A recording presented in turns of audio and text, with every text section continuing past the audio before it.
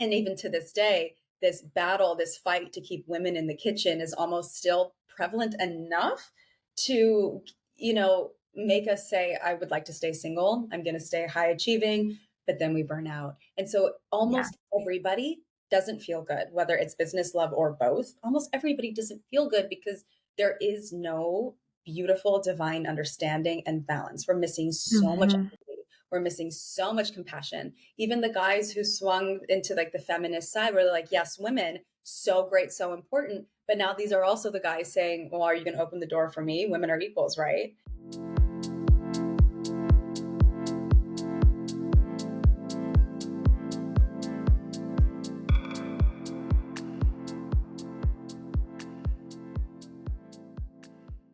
Hello and welcome back to the Essence Show and podcast. We are back with another episode in the Fuck It Energy series, which is our co-host series. And today I am joined by the beautiful and amazing Taylor Carr, and she is a dating and relationship coach. So we are going to go into all things masculine, feminine energies and relationships, how it ties into the world of work and working like a woman, and just being able to show up as the highest, most successful version of yourself.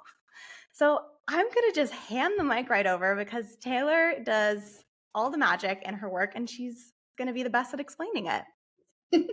Olivia, thank you so much for having me on your podcast. We've been friends a really long time at this point in our entrepreneurial journey, and it's been really wonderful to watch us both head in the direction of, what I was telling you is the way of the future, which is like a woman, like doing things like a woman and ditching the masculine burnout cycles that we enter in, whether it's in our career or in our love life or even in our just relationships out in the world, the way we move about the world. So, yes, I'm Taylor Carr. I am a dating and relationship coach. I specialize in feminine energy, feminine masculine polarity. It's a huge part of my work. And a little bit about how I got into that is long story. But in my early 20s, I was diagnosed with an incurable pain disease in my bladder and my womb space. And it was very painful. It was very traumatic. The treatments were very invasive. I had doctors in between my legs poking and prodding at me, like shoving things inside of me as far as medications. And I just was like, there has to be a better way for women. And this is where my journey started. This had to be 2012, 2013, when I was like, there's not a lot of options for women. Why is it that we don't know that much about women and our health and our bodies and the way that we heal? And I started to realize that most things are studied on men. Most medications are studied on men. Most healing methods within the Western medicine world, it's all men. Like we didn't even know that women had different stress responders until 2001, when some women were like, have we studied women? And so I got really curious about that. And then fast forward, I'm doing all this work and I'm healing and I'm becoming the goddess and I heal myself from this incurable pain disease and I'm like on a cloud and I'm like, I'm the woman. And then I enter the most beautiful relationship of my life. And we're so in love, so happy. It's the fairy tale. It's the dream man, the dream woman, the whole thing. 3 years in, he wakes up and goes, I don't see a future with you anymore, and moves out. And I died. This was the death of me. This was I did everything right. I was perfect. I did everything holistic. I did everything Western. I did everything. I was the mindset. I was so good at communicating. I did the work. So why did this happen? And it was my first time being thrusted into the dating world post pandemic. And I just ended up seeing so much that I would have never seen before. And it opened my eyes and I put my lab coat on like a little scientist of love and femininity. And I went to work and I rolled up my sleeves and I really got out there in the field and I went on a lot of dates to figure out what was going on in the world. And I cracked the code. I fucking love that. And we were talking about this before, but what an insane transformation that you've been on. Like also the amount of time that we've been connected and just watching you step into this path and like watching it click. Like you said, this is so needed in the world. The world is literally like crying out for this. And the way that it just resonates with people and it like locked you in or like set you into your path, like onto your train track of like, this is your purpose, this is what you're here to do, and like gave you all that information as well of the code, which I'm excited to get into, is just so beautiful, but also so like obvious. Like, of course, like when we let ourselves crack open under like an incredibly difficult time, everything starts to align itself and lock into place. How spiritual is that? Like even if you're not a very spiritual person, oh, Grace is joining us on the podcast. Aw, I Um, love that. even if you're not a very spiritual person, like really understanding that what feels like death is really the beginning of probably the most important journey of your life. Yeah. Yeah. And that's such a tough thing to accept when you're in it because you're like you said, what the fuck happened? I did everything right. And I would love to go into that a little bit more because so much of our conditioning and the way that we're set up in society, especially as women, is to be kind of like this perfect girl. And I think like a lot of that over the years and kind of like the different revolutions that we've gone through as women has been like deconstructed or like reset, but it has often pushed us more in this path of like resetting to step into being more like a man or being more in a masculine energy versus like reclaiming our own femininity. And yeah, I'd love to hear your thoughts on like the process of reclaiming that. Yeah, I mean, I think everyone's different with this process because the feminine is just not consistent by any means. But I think that, you hit the nail on the head as far as we're just conditioned to believe to do things like men.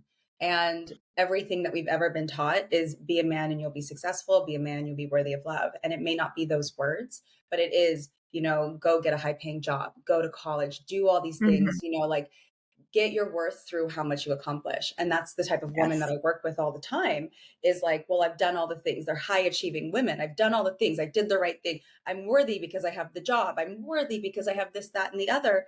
But they can't keep a relationship or they're in mediocre relationships. And it's because they're still doing and doing and doing and doing and looking for their worthiness and their love in Yes. external forces. And this is something that was fascinating to me because I had done so much feminine energy work.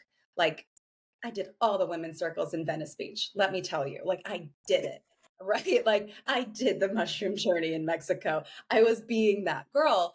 And even then, as I look back on that relationship that I was in, I was more masculine than I realized because I was still doing everything all the time. I was still holding the Mhm. container. I was still overgiving, being so perfect all the time. Like Yeah. if I cook for him, if I audition for wife, if I, like I was just constantly in a state of what can I do to win this love.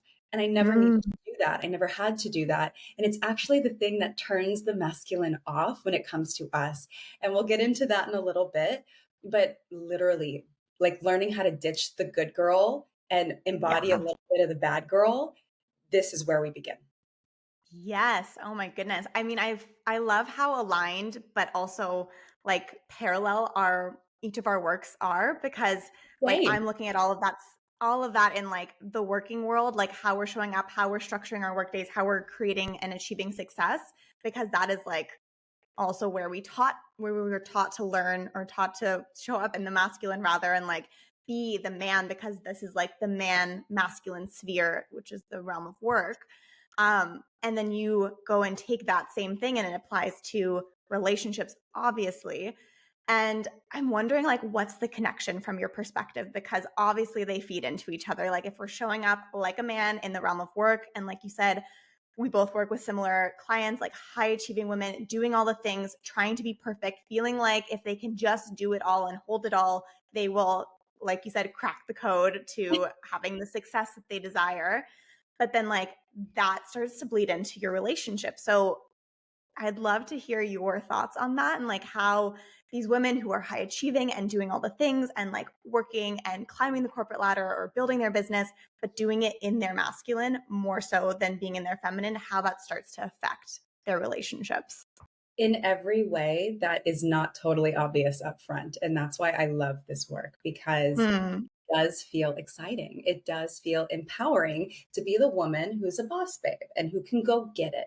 And she gets whatever Yes. she wants. She goes after her career. She goes after that man. If she wants a number, she's going to go ask for it. It feels exciting. It also Yes. feels exciting for the men. They're like, ooh, she's so powerful and like it's sexy. So this is where we go wrong. High achieving women are high achieving across the board. So they enter their dating life like they do their career life. They go after Hmm. their love story like they do the promotion or the job or the career that they want so badly. And I'm not one to say don't be a boss babe. You do what you want. Like we're just here to help you do it in a healthy way. But when it comes to men, I don't care what they say. I don't care. If they are healthy, masculine energy identifying men, your ambition, your drive, how much you accomplish, what you drive, where you live, what your status is at work, your salary, all of that is not what they fall in love with. It's simply not. Mm, It's exciting up front to be with a woman who's passionate, for sure. I yeah. mean, always we want passion.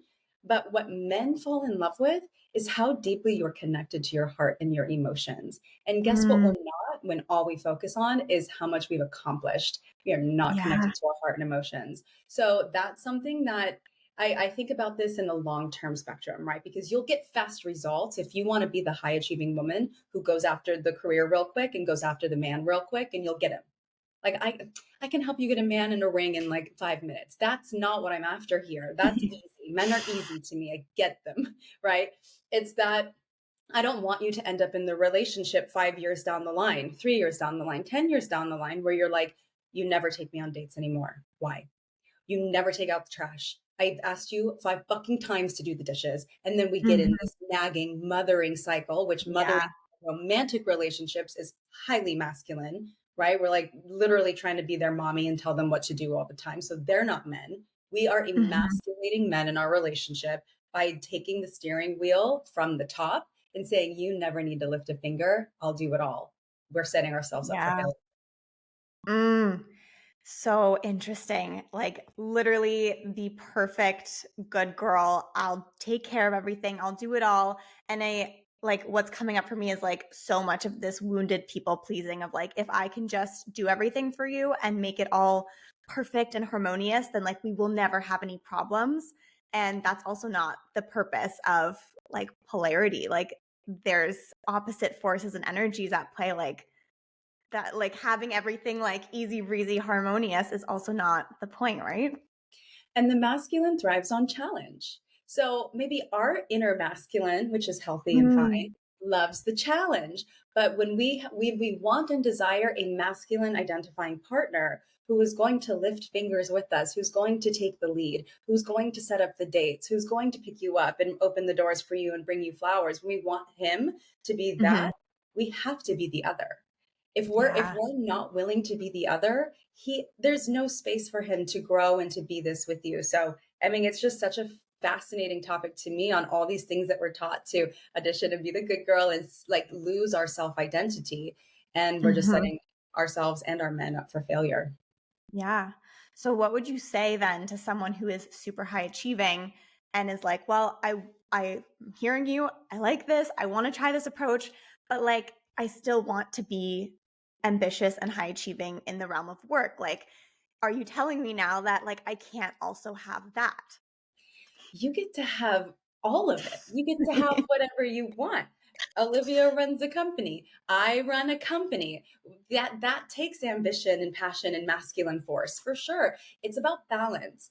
And you can't fake femininity. And this is something that I'm seeing on the internet that's so like fascinating to me because obviously I get all the feminine posts and reels in my algorithm, and it's like fake. It's fake, like put on this dark feminine manipulation, and then he'll do everything for Mm, you. But you can't fake it. So it's like if I walk in a room pretending to be feminine, but I'm still like in my deeply ambitious mode and I didn't turn it off after work, right? Like you can't fake it. So what you really have mhm, to do is when you turn off the clock, turn it off.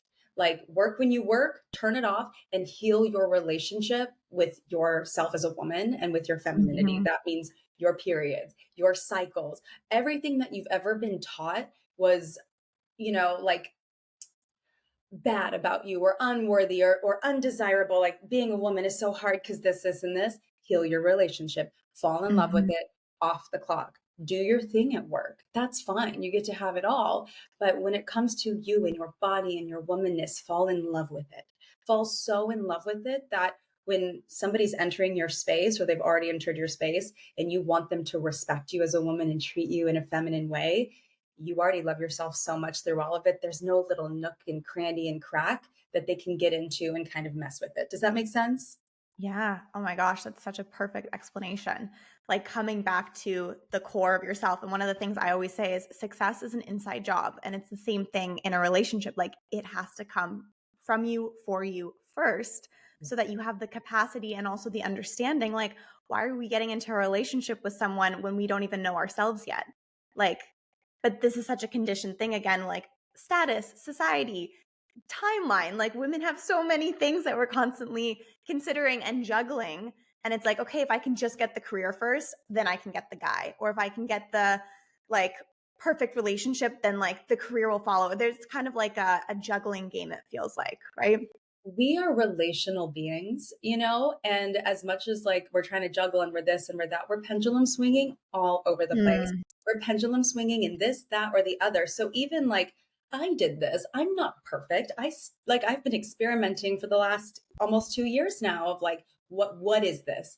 And I totally see that place of hyper independence, that pendulum swing of now I know Mhm. myself so well and I've created so much peace in this beautiful home by myself with my beautiful cat. And then for the men that are entering my life, there's a man in my life. But for the men that have entered my life, there's no space for them. Like I had to realize how much I had pendulum swung in the like self Mm. love. I got myself. I'm so independent. Blah blah blah. Because I started to say things like, "Oh, I don't want someone's like stinky breath waking up next to me in the morning." And I started to like catch myself saying these things. Like, Yeah. oh, we are so relational. We thrive in partnership. So to Mhm. go and become independent and have yourself and learn how to love yourself, perfect. But also, are we going so far that there's not space for anybody else to thrive here by our side? And I think most of Yeah. us are doing that. I totally agree. I feel like there's a like what I kind of think about as you're explaining this, my like past high achiever wanting to do everything perfect self is like, okay, so I want to do this and I want to do it right. So I need like a fresh, clean slate. And so, what would you say about people who are already in relationships who are like, okay, I've fallen into the mothering role, or like I'm really showing up in my masculine energy, or I can't turn off work when I get home, or like whatever the balance is, or whatever the experience is. But like, again, my like perfectionism would be like, okay, I guess you're gone. Like, I guess we need to just start fresh. Yeah. Don't get rid of that, ladies. Like, give them a shot.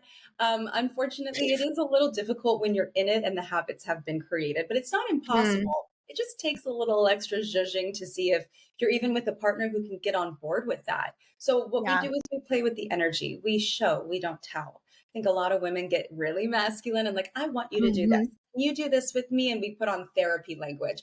It would make Yes. me feel so great if you understood that and all of that is healthy. It's not wrong. But energy is so potent and so powerful. And the power of leaning back and seeing if your partner comes towards you, just to see, just to witness. If you're used to greeting him at the door when he gets home from work and you've got his tea and you've got his paper or like whatever it is that you have, stop doing that for a second. Go to the bedroom and read a book at the time he comes home and see if he comes to find you and see what happens. Start leaning back on these little moments where you would usually take the lead. And this has to be a game Mhm. you play with yourself. He's not going to play it with you. Like he might fall suit to it. They usually do, to be honest. Mm. The men are they're great with this stuff. The game is with yourself of can I really take my hands off the reins here? Can I really not step Mm. in and go, it's okay, I got it. I'll handle it. Let me fix this. Let me stop doing that completely and just start tapping into your heart and emotions, leaning back with your partner. When he says Mhm. something, don't try to fix it. Don't try to like micromanage it. Just say, I love that. Or I trust that you'll figure it out. I believe in you. And just really hands off of everything. Your hands are on your career. Mm. Your hands are on your business. Let his hands now start to come into your relationship. Ooh, I love that. It is so much trust that's required for that, and also unattachment, like being able to be like you said, I'm going to go into the bedroom and read a book. And it's also okay if he doesn't come right away, or the first couple of times I do this, or maybe at all. Like you said, it depends on the partnership that you're in as well. But being, I think that that's 100% comes back then to having that strong connection within yourself where you're like, I would love for him to come, but also I'm good here if he doesn't because I'm doing something for myself right now.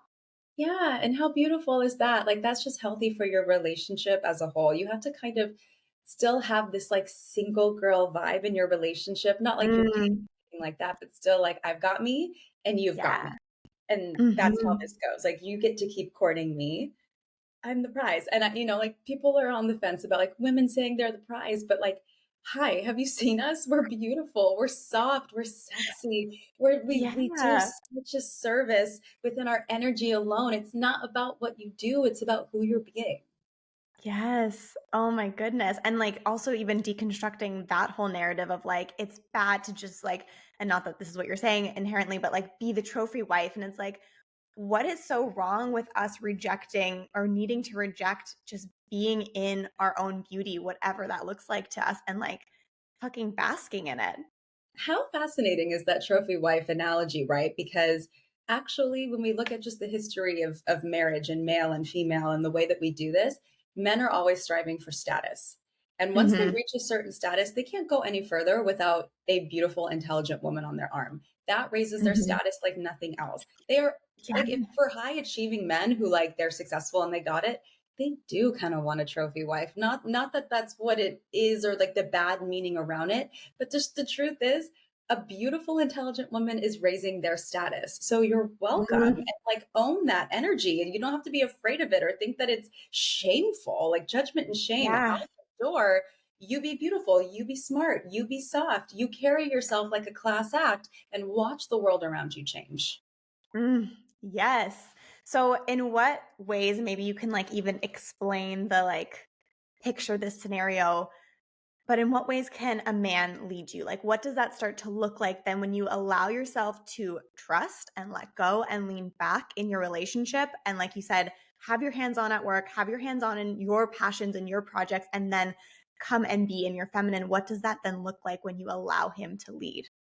It looks like a lot of trust, and I can like really lay it out for you and give you clear examples, but it's like trust on a level that you may have never experienced as a high achieving woman, that your man's got it. And Mhm. I think one of the hardest things, I'll paint the picture in a second, but I think one of the hardest things is when we come into realization that we actually started dating a partner who prefers to be in their feminine, and that's why they were drawn to us. And so Yeah. when we are becoming softer and we start doing less and being more, they might actually stop being as attracted to us. And that is a risk that we take when we don't know this work from the beginning of our dating journey. So when a Yeah. man leads you in a relationship, like let's say from the beginning, let's talk about the dating phase and we'll move through the other phases. From the dating phase, he is setting up the dates, he's texting you first. He's coming towards you. He's picking you up for the dates. He's opening the doors for you. He has a vision of where he sees you going in his life, and all you have to do is trust that this man can lead you there, right? And that's the tough one is, wait, what's the vision? I don't know what it is. I can't control this. I have no way of Mhm. knowing. I have to let go of my own vision here a little bit to see where he takes us, Yeah. and just witness that. Like, don't need to step in, just witness, is this the type of person I feel like can lead me?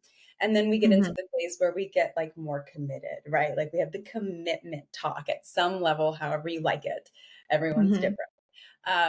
Like for me, I don't do girlfriend. I don't. I'll do like, we're committed. I'll be your woman, but I'm not your girlfriend. I'm not a 17-year-old. I'm a wife. So you figure that out on our way there. Mm. And so, however that commitment conversation happens, you now start to give a little more. Maybe before you were giving about 5, 10%. Now you can kind of crank it up to 15, maybe 20% if they've been a good boy. And, like you're giving a little here and there of like, oh, would you like me to grab this coffee? Likely he'll say no. If he's a healthy masculine man who is leading, he will likely say no. Mhm. Oh, would you like me to look up restaurants while you drive? Chances are he's like, I already know where we're going. But it's that little extra effort that shows Mhm. him, oh, she's really in this with me. And then when you're in the long term partnership, whether you're married or single, this looks a little bit different, but your man should always still have a vision for where he's guiding you and leading you. And all you have to do is be the emotional addition to that. You lead yourself, you guide yourself in a lot of ways. You have your vision Mhm. for your career, for your finances, that's fine, but for the household, for the relationship, for the us, he really Mhm. has it. Like he's really like, I see where we're going. I know where we're retiring. I know where we're traveling. I've got you. can you let me? And one of the most Mhm. important pieces of that, one of the like the number one pieces of advice I give women who are already married is just let him. He's going to mess Yeah. up. He's going to fuck it up sometimes. He's going to drop things and break it. And you're going to go, oh my God, this was so stupid. I already knew this was going to happen. Like you want to put your hands on everything. But just like children, if they do not mess up, if they do not break the thing, they will never learn. And this is how we end up with man children on our hands for long term, is that we never let them. So you have to let them Mm. learn, experience, mess up, fail, and you continue to hold your heart and you continue to hold your trust and you continue to inspire them. That's your job in the relationship. The rest is on him. Oh my goodness. I love that. Thank you for giving all of those examples because it is so clear. Like, there's so many phases that we go through and being like, okay, like, how am I showing up in each of the phases? And like, how am I seeing myself in each of those phases as well? So that I can kind of like also be embodying like what we're stepping into here, what I'm at least calling in for myself. So, like, kind of getting into like the balance between, you know, letting him lead and then you taking that step back and like allowing him to have the vision. What would you say to someone who's like, okay, I see it, but also like I want to live in this area or like I want to do this? Kind of like this, okay, when do we have the conversations? Like what do those like relationship conversations look like versus letting him take charge? Yeah, so him leading is not the same as him controlling. I'll make that clear because I think a lot of women are afraid of that. I'm afraid of that. Like hyper alpha men trying to control me, that's like my bane of my existence. Uh, but there's value sharing as you're getting to know each other and you're dating and you're growing together, even when you're married and you're consistently value sharing of, I love this area by this lake. I would love like it. That's just, I think, typical conversation that a couple has. And again, the masculine version of it is, well, I don't want to live anywhere unless we live by this lake. But the Right. feminine version is, I think I would feel so wonderful living by this lake. I think I would wake up every day so happy. And he's like, Mm, what I want. I swear to you, men just want to make us happy. They want to yeah. please us in every way. And we're consistently telling them to stop it. And it's crazy to me that we're telling them to Yeah. stop it because we've got it ourselves. Like, girl, of course, like get it yourself. That's great, and never not be okay on your own. But again, they want you to feel good. So all you have to do is Mhm. continue to inspire. This would feel so good for me, and they hear you and then they'll take the action while you sit in the creation. I love that, and it feels like I'm literally just, like, beaming listening to you talk right now. I'm like, "Yes, the house by the lake, that would be lovely." I would feel so great there. Feel amazing. Okay, I'm curious to hear because you do a lot of great content on things that you see, like, on like, when I see your TikToks or your Reels, you're often, like, picking and stitching together videos and kind of speaking to some of the controversies that come around it, and I'm wondering if off the top of your head, you have, like, 1 or 2 of, like, the biggest controversies or things where you're like, "That is such a big ick for me," like, "Absolutely fucking not." You can see my energy change as I like shift into like, yeah, I fucking do. This requires Yeah. a sip. I think I have to sip my tea before I get super Yes. controversial with you because I am. Collect yourself, get into it. So there, so much of the content that's online about feminine energy is from a patriarchal religious standpoint. And this is like the thing that you're going to see me consistently fly off of my rocker about. Because when you take something as vast as feminine energy, which is much older than Christianity, like the way that we talk about polarity, masculine, feminine, this dates back way further than Christ. Christ knew about this stuff. Like he practiced some of this stuff in some teachings. I can't say for sure I wasn't there as far as we know. But he understood this too. Like he was a healthy masculine man. He was leading his people. He was leading in a way that we haven't really seen before, right? So that's part of what his magnetism was. But this energy dates back so old. Polarity is, it is a positive and a negative pole drawn together. It is the half of a whole. It's the creation of wholeness, right? You cannot have one without the other. Beautiful. And then we have this like religious patriarchal version of it where I see a lot of men saying they want a traditional feminine woman. And this is horrifying to me because a traditional feminine woman, in their eyes, is a woman who is very virginal and like wants to cook and clean and stay at home and take care of the kids and raise the kids and just be soft and loving and supporting all the time while he can do whatever he wants. And that is what we're being fed as what is the what's the word I'm looking for? Like the woman who's adored. You want to be adored, then you have Mhm. to be this. And it's just simply not true, because what I hear when you want a traditional feminine woman, I think of, oh, you want me to burn your fucking house down.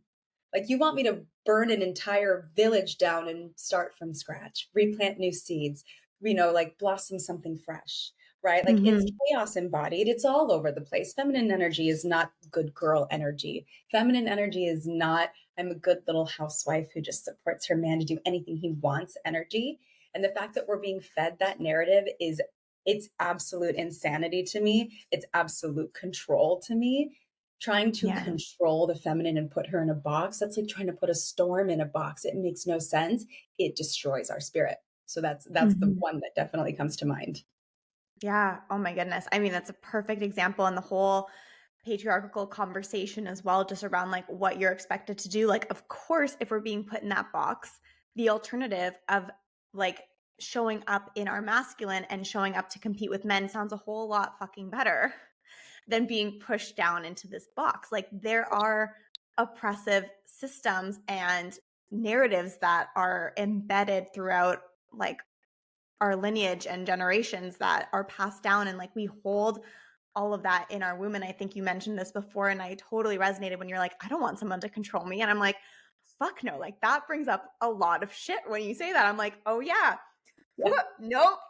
Thought we looked at that, but here it is again. And it's like, Yeah. yeah, but it's like, to me, I'm like, that's okay, because that's a misalignment. Then it's like, okay, that's not what we want. It isn't what feels good, but it's that pressing into that box and trying to contain in order to please someone externally, then we're completely disconnected from ourselves again.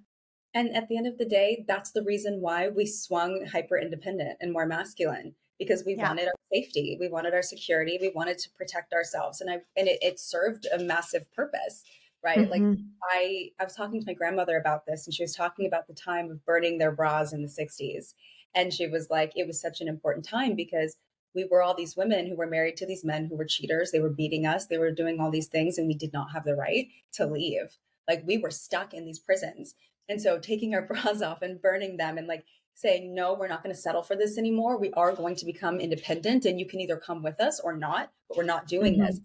Very important time in history for women. Yeah. Like we can't really have this conversation without acknowledging that too. Um, and even to this day, this battle, this fight to keep women in the kitchen is almost still prevalent enough to, make us say, I would like to stay single. I'm going to stay high achieving, but then we burn out. And so Yeah. almost everybody doesn't feel good, whether it's business, love, or both. Almost everybody doesn't feel good because there is no beautiful divine understanding and balance. We're missing so much Mhm. empathy.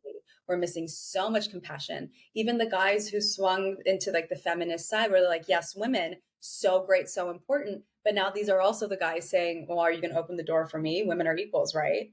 And so Yeah. somehow we've connected chivalry with women having rights. And so taking away, treating them like gentlemen and like ladies, it doesn't have to be one or the other. We get to have a beautiful Yes. flow in between.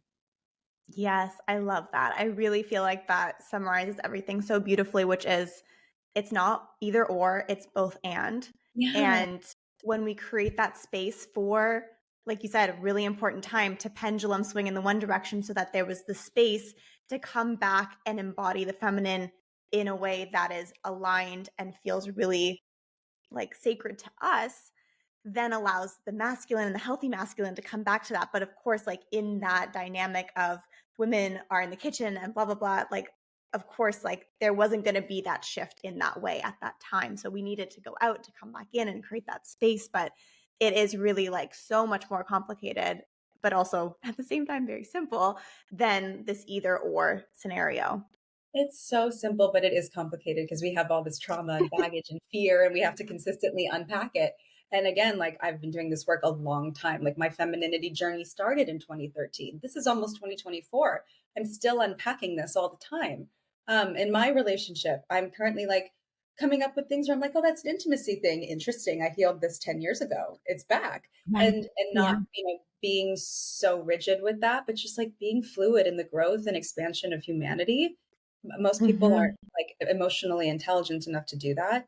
And I'm fighting and I'm Yeah. pleading for it. I'm like, look, you get to have it all, you really do, but we have to be understanding each other better. And we have to Hmm. understand like the biology and the primal instincts of man and woman, of feminine and masculine, and what we actually crave, what we actually want, and let ourselves have it.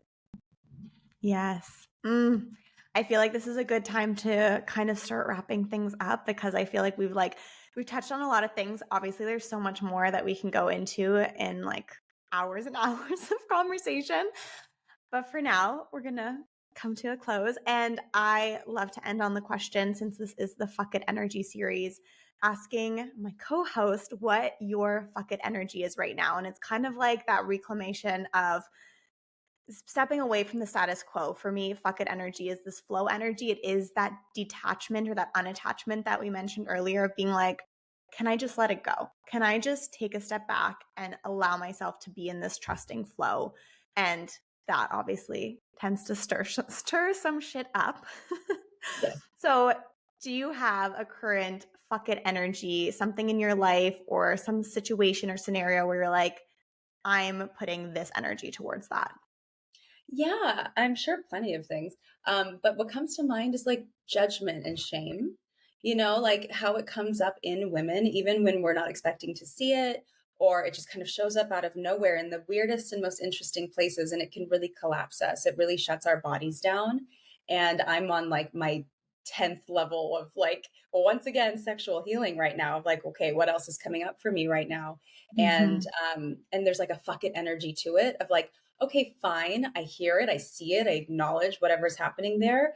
But like, who the fuck cares? Just go be a sensual woman. Just go be in your body. Like all this like little patriarchal, like don't be this, don't be virgin. I'm like, oh my God, fuck off with this shit. I'm not sleeping with anyone except I have my man. But like it's that I just want to be so full in my body. I don't give a fuck who's in my life. It's for me. My body is for me. My sexuality is for my dancing is for me. My little bikini moments. These are for me, and I don't give a fuck.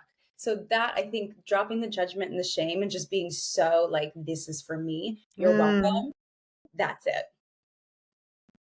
Fucking mic drop. I don't even want to add anything to that because that was just fucking beautiful. Thank you.